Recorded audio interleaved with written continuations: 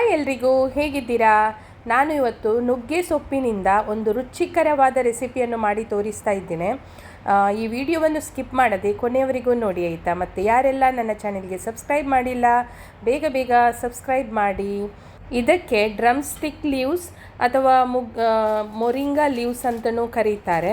ನೋಡಿ, ಇಲ್ಲಿ ನಮಗೆ ದುಬೈಯಲ್ಲಿ ಇದಕ್ಕೆ 5 ದಿರಮ್ 50 ಫಿಲ್ಸಿಗೆ. ನನಗೆ ಇಲ್ಲಿ ಇದರ ರೇಟ್ ನೋಡಿ ಶಾಕ್ ಆಯಿತು ಆಯಿತಾ. ಯಾಕೆಂದರೆ ಮಂಗಳೂರಲ್ಲಿ ನಮಗೆ ಬಿಲ್ಡಿಂಗಿನ ಕೆಳಗಡೆನೇ ಇದರ ಮರ ಉಂಟು. ತುಂಬ ಆಗ್ತದೆ. ಯಾವತ್ತೂ ತೆಗೆದು ನಾವು ಅದನ್ನು ಮಾಡಲಿಲ್ಲ, ಅಂದರೆ ಇದರ ರೆಸಿಪಿಯನ್ನು. ಅಂದರೆ ಅದರ ಎಂಥ ಬೆನಿಫಿಟ್, ಅದರಿಂದ ಹೆಲ್ತ್ ಬೆನಿಫಿಟ್ಸ್ ಎಷ್ಟು ಇದೆ ಅಂತ ಗೊತ್ತಿರಲಿಲ್ಲ ಆಗ ನಮಗೆ.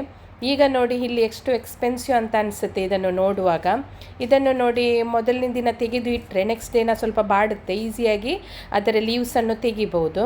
ನೋಡಿ, ಈ ರೀತಿ ಎಳೆದು ತೆಗೆದರೆ ಆಯಿತು. ಮತ್ತು ಅದಕ್ಕೆ ಸಣ್ಣ ಸಣ್ಣ ಕಡ್ಡಿ ಇರುತ್ತೆ, ಅದು ಕೂಡ ತೆಗಿಬೇಕು. ನಮಗೆ ಅದರ ಎಲೆ ಮಾತ್ರ ಬೇಕು. ಮತ್ತು ಈ ನುಗ್ಗೆ ಸೊಪ್ಪು ನನ್ನ ತಾಯಿ ತುಂಬ ತಂದು ಬರ್ತಿದ್ರು. ಅದು 2-3 ದಿನ ಇಟ್ಟು ಅದು ಹಾಳಾಗಿ ಬಿಸಾಡಿದ್ರು ಮಾಡ್ತಾ ಇರಲಿಲ್ಲ. ಅಂದರೆ ಅಷ್ಟು ನಾವು ಯಾವುದು ಸೂಪರ್ ಮಾರ್ಕೆಟಲ್ಲಿ ನಮಗೆ ಹಣ ಕೊಟ್ಟು ತಗೊಂಡು ಬರ್ತೇವ ಅದು ಮಾತ್ರ ನಮಗೆ ಒಳ್ಳೆಯದನ್ನಿಸುತ್ತೆ. ಮತ್ತು ಈಸಿಯಾಗಿ ನಮಗೆ ಮನೆಯಲ್ಲಿ ಸಿಗುವ ಕೆಲವು ವಸ್ತು ನಮಗೆ ಅದು ಅಷ್ಟು ಅದರಲ್ಲಿ ಎಷ್ಟು ಇದು ಇದೆ ಅಂತ, ಅಂದರೆ ಹೆಲ್ತ್ ಬೆನಿಫಿಟ್ಸ್ ಇದೆ ಅಂತ ನಮಗೆ ಗೊತ್ತಾಗೋದಿಲ್ಲ. ಹಾಗೆ ಇದಕ್ಕೆ ನಾನು ಈ ಮಸೂರ್ ದಾಳನ್ನು ಹಾಕ್ತಾ ಇದ್ದೇನೆ. ನೋಡ್ಬೋದು, ಇದು ಒಂದು 10-15 ನಿಮಿಷ ಇದು ನೆನೆಯಲಿಕ್ಕೆ ಇಟ್ಟರೆ, ಅಂದರೆ ಮೊದಲು ನೀರಲ್ಲಿ ತೊಳೆಯಬೇಕು, ಮತ್ತು ಇದನ್ನು ಒಂದು 15 ನಿಮಿಷ ನೆನೆಯಲಿಕ್ಕೆ ಇಡಬೇಕು. ಮತ್ತು ನಾನು ಇದನ್ನು ಕುಕ್ಕರಲ್ಲಿ ಮಾಡ್ತಾ ಇದ್ದೇನೆ. ಒಂದು 2 ವಿಸಿಲ್ ತೆಗೆದರೆ ಆಯಿತು. ಈಗ ಇದನ್ನು ತೊಳೆದು ಚೆನ್ನಾಗಿ ನಾನು ನೀರಲ್ಲಿ ಇಟ್ಟು ಒಂದು ಸೈಡಲ್ಲಿ ಇಟ್ಟಿದ್ದೇನೆ. ಇದಕ್ಕೆ ನಾನು ಒಂದು 4 ಗ್ರೀನ್ ಚಿಲ್ಲಿ, ಸ್ವಲ್ಪ ಇದು ಸ್ಪೈಸಿ ಮಾಡಬೇಕು, ಒಳ್ಳೆಯದಾಗುತ್ತೆ. ಅಂದರೆ ಚಿಲ್ಲಿ ಕಡಿಮೆ ಮಾಡಿದರೆ ಒಂಥರ ಸ್ವೀಟ್ ಬರುತ್ತೆ, ಅದಕ್ಕೋಸ್ಕರ ಇದನ್ನು ನಾನು ಗ್ರೀನ್ ಚಿಲ್ಲಿ ಸ್ವಲ್ಪ ಜಾಸ್ತಿನೇ ಹಾಕ್ತಾ ಇದ್ದೇನೆ. ಮತ್ತು 1 ಟೊಮೆಟೊ, ಮತ್ತು 1 ಈರುಳ್ಳಿ ಮೀಡಿಯಮ್ ಗಾತ್ರದ್ದು, ಮತ್ತು 2-3 ಬೆಳ್ಳುಳ್ಳಿ ಇದು ಹಾಕಿದರೆ ಆಯಿತು, ಬೆಳ್ಳುಳ್ಳಿ. ಮತ್ತು ಸಣ್ಣದು 1 ಶುಂಠಿ. ಇವೆಲ್ಲವನ್ನು ನಾನು ಫಟಫಟಾಗಿ ಕಟ್ ಮಾಡ್ತಾ ಇದ್ದೇನೆ. ಮತ್ತು ಅದರ ಈ ಈರುಳ್ಳಿ ಹಾಕುವಾಗ ಅದರ ಮೇಲೆ ಉಂಟಲ್ಲ, ಅದನ್ನು ತೆಗೀಬೇಕು, ಇಲ್ಲದಿದ್ದರೆ ಅದು ಪದಾರ್ಥ ಬೇಗನೆ ಹಾಳಾಗುತ್ತೆ. ಅದಕ್ಕೋಸ್ಕರ ಅದು ಸರಿಯಾಗಿ ತೆಗೆದು ಕ್ಲೀನ್ ಮಾಡಿ ಹಾಕಬೇಕು.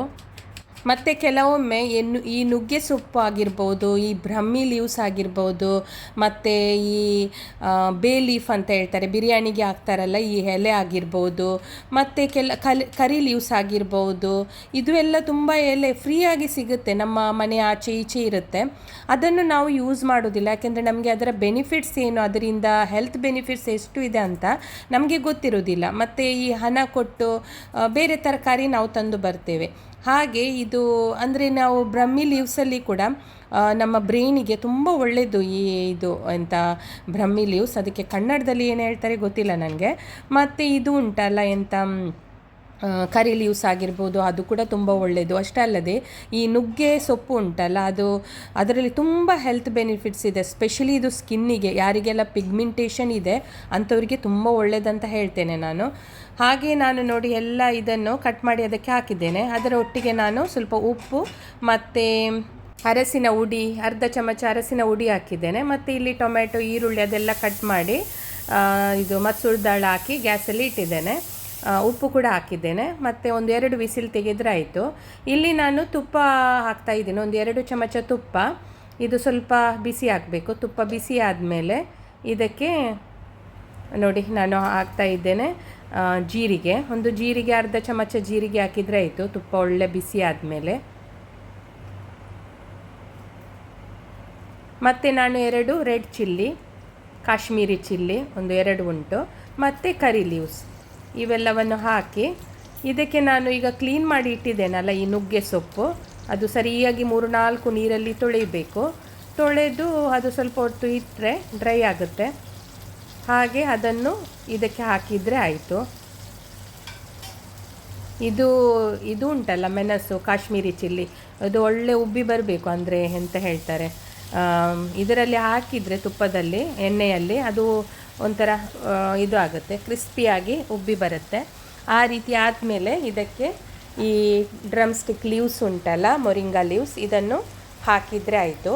ಇದು ಸ್ವಲ್ಪ ಬಾಡುವ ತನಕ, ಅಂದರೆ ಸ್ವಲ್ಪ ತುಪ್ಪದಲ್ಲೇ ಸ್ವಲ್ಪ ಫ್ರೈ ಮಾಡಬೇಕು. ಒಂದು 5 ನಿಮಿಷ ಇದನ್ನು ಬಾಡಿಸಿದರೆ ಆಯಿತು. ಮತ್ತು ನಾನು ಫಸ್ಟ್ ಟೈಮ್ ಇದನ್ನು ಲುಲ್ಲು ಅಲ್ಲಿ ನೋಡುವಾಗ ಇದು ಡ್ರಮ್ ಸ್ಟಿಕ್ ಲೀವ್ಸ್ ಉಂಟಲ್ಲ, ಫಸ್ಟ್ ಟೈಮ್ ನೋಡುವಾಗ ನನಗೆ ಶಾಕ್ ಆಯಿತು. ಅರೆ ಇದು ನಮಗೆ ಬಿಲ್ಡಿನ ಕೆಳಗಡೆ ದೊಡ್ಡ ಮರ ಉಂಟು, ಅದರಲ್ಲಿ ಎಷ್ಟೇ ಈ ರೀತಿ ಎಲೆ ಆಗುತ್ತೆ, ನಾನು ಯಾವತ್ತೂ ಮಾಡಿ ತಿನ್ನಲಿಲ್ಲಲ್ಲ ಅಂತ ಆಯಿತು. ಇಲ್ಲಿ ನೋಡಿ 5 dirham 50 ಫಿಲ್ಸ್ ಕೊಟ್ಟು ಬರುವಾಗ ಸ್ವಲ್ಪ ಅಲ್ಲಿ ಎಷ್ಟೋ ಫ್ರೀಯಾಗಿ ಸಿಗ್ತಿತ್ತು, ಇಲ್ಲಿ ಹಣ ಕೊಡಬೇಕಲ್ಲ ಅಂತ ಆಯಿತು. ನೋಡಿ ತುಂಬ ಒಳ್ಳೆಯದು ಮಾತ್ರ ಈ ನುಗ್ಗೆ ಸೊಪ್ಪು. ಹಾಗೆ ಇದಕ್ಕೆ ನಾನು ಕುಕ್ಕರಲ್ಲಿ ಇದು ಬೇಯಿಸಿದ ಇದು ಉಂಟಲ್ಲ, ದಾಳು ಉಂಟಲ್ಲ, ಇದಕ್ಕೆ ಹಾಕಬೇಕು. ನೋಡಿ ಸೂಪರಾದ ನುಗ್ಗೆ ಸೊಪ್ಪಿನ ರೆಸಿಪಿ ರೆಡಿಯಾಗಿದೆ. ತುಂಬ ಟೇಸ್ಟಿ ಆಯಿತಾ, ತುಂಬ ರುಚಿಕರವಾಗಿ ಬಂದಿದೆ. ಇದನ್ನು ನಿಮಗೆ ಈ ಬಾಯ್ಲ್ಡ್ ರೈಸ್ ಜೊತೆ ಯಾ ವೈಟ್ ರೈಸ್ ಜೊತೆ ಚಪಾತಿ ಜೊತೆನೂ ಒಳ್ಳೆ ಕಾಂಬಿನೇಷನ್ ಅಂತ ಹೇಳ್ಬೋದು. ನನಗಂತೂ ತುಂಬ ಇಷ್ಟ. ಈ ರೀತಿಯ ರೆಸಿಪಿ ಮಾಡಿ ಕೊಟ್ಟರೆ ನಿಮಗೆ ಬೇರೆ ಇದರ ಮುಂದೆ ಯಾವ ಊಟನೂ ಬೇಡ, ಸೂಪರಾಗುತ್ತೆ. ಹಾಗೆ ನಾನು ಇದನ್ನು ನೋಡಿ, ಇದನ್ನು ನಿಮಗೆ ಒಂದು ಬೌಲ್ ಸೂಪಿನಾಗೆ ಕೂಡ ಕುಡಿಬೋದು. ಹೆಲ್ತಿಗಂತೂ ಹೇಳಲಿಕ್ಕೆ ಇಲ್ಲ, ಅಷ್ಟು ಹೆಲ್ತ್ ಬೆನಿಫಿಟ್ಸ್ ಇದೆ ಇದರಿಂದ. ಹಾಗೆ ನೋಡಿ ಎಷ್ಟು ಸೂಪರಾಗಿ ಬಂದಿದೆ. ನೀವು ಕೂಡ ಈ ರೀತಿಯ ರೆಸಿಪಿ ಟ್ರೈ ಮಾಡಿ ನೋಡಿ. ನಾನು ಈ ವೈಟ್ ರೈಸ್ ಜೊತೆ ನನ್ನ ಲಂಚನ್ನು ಎಂಜಾಯ್ ಮಾಡ್ತೇನೆ. ನೀವು ಕೂಡ ಈ ರೀತಿಯ ರೆಸಿಪಿ ಮಾಡಿ ಮತ್ತು ಎಲ್ಲರಿಗೂ ಸರ್ವ್ ಮಾಡಿ. ಮತ್ತು ನಿಮಗೆ ನನ್ನ ಈ ರೆಸಿಪಿ ಇಷ್ಟ ಆದರೆ ಒಂದು ಕಮೆಂಟ್ ಮಾಡಿ ತಿಳಿಸಿ, ಮತ್ತು ಲೈಕ್ ಮಾಡಿ, ಶೇರ್ ಮಾಡಿ, ಮತ್ತು ಸಬ್ಸ್ಕ್ರೈಬ್ ಮಾಡಿ.